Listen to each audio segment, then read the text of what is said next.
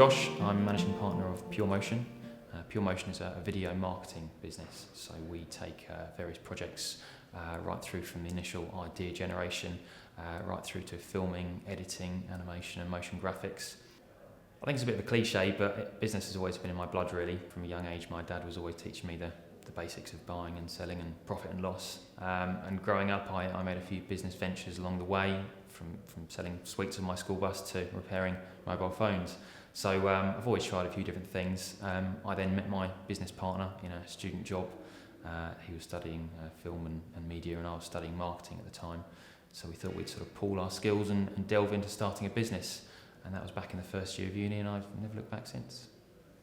Well, my business really started quite organically outside of university, so I was quite lucky in the sense that I didn't really need to draw on many resources from my university, but I do know they had a really strong careers department with lots of help and support and advice available to students who wanted to, start their own business or indeed get a career, an employed job.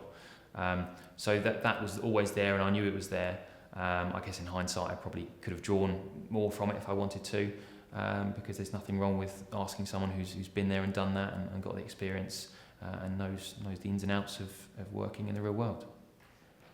I think the best thing about running your own business is definitely the freedom you have. So my foot is on the proverbial throttle. I can really sort of control how much time and effort I put into certain ideas and run with certain ideas. So I can really sort of shape my future really, which is quite a refreshing thought. But of course it doesn't come without its pressures. You need to be really good at managing your time effectively. And also good at doing things you don't really want to do necessarily, such as accounts, for example. So you really do need to be multi-skilled and concentrate on all sorts of different things. Well, I'm quite fortunate in the sense that my university has a very strong alumni department that can offer advice and support to people who've already graduated. That's really, really good, and I know it's there if I need it. I think there's always a bit more that can be done, though, for people, for example, that have got their own ideas and want to pursue their own ventures. So I think there's perhaps a bit more that can be done in offering tailored advice surrounding perhaps the funding that's available, because there's a whole host of funding out there, and it can be quite confusing to someone who just sort of graduates and sort of jumps out in the real world. So I think some solid support in the various funding that's available would be beneficial. I think the best resource you can draw on is definitely what's in your own head. So things like logic, common sense, any experience you have got is always going to be the number one thing you should go to. But I think you'd be silly not to make use of what's out there in your industry that you choose to go into. So things like exhibitions, networking, conferences, anything that's going to get your face and your name out there and put you in front of people who could end up being customers or business partners.